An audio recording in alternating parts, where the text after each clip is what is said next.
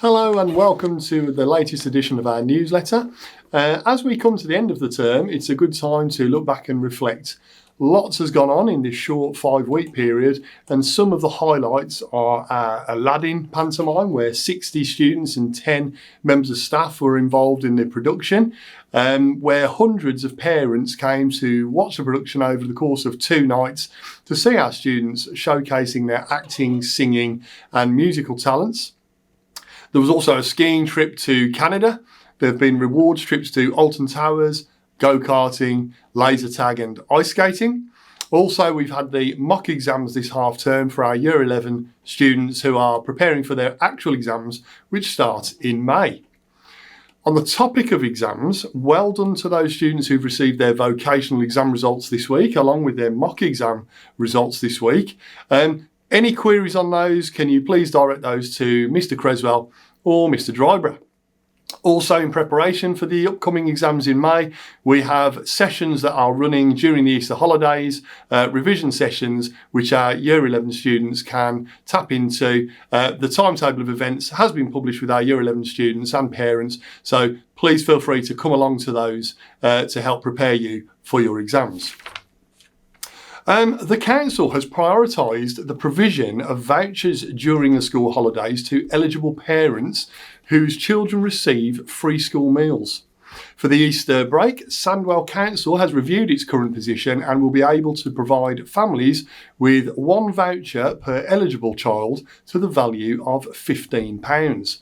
Alongside the vouchers, Sandwell is also offering holiday activities and food during the Easter break. Eligible children can enjoy up to 4 days of fun, activities and a meal free of charge.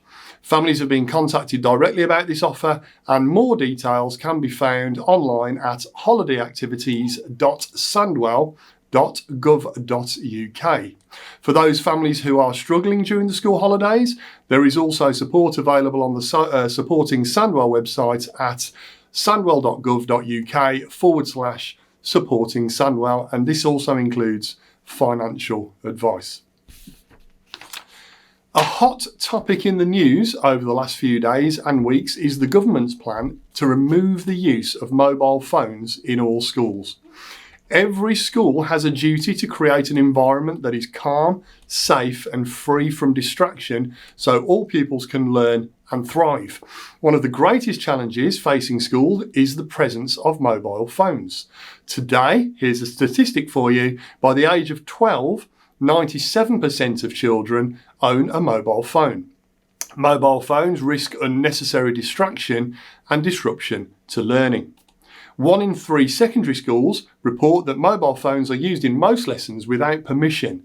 This not only distracts the single student using the phone, but disrupts the lesson for the whole class and diverts teachers' efforts away from teaching and learning.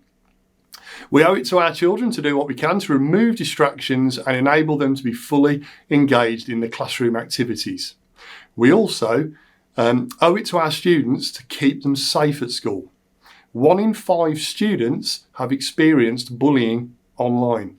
By removing mobile phones from the school day, we can create a safe space where pupils are protected from the risks and dangers associated with social media and cyberbullying, as well as the peer pressure and possible stigma associated with owning what are often very expensive devices. The DfE have suggested that schools have the choice of 4 methods of delivery to implement this. These methods are: number 1, no mobile phones on the school premises.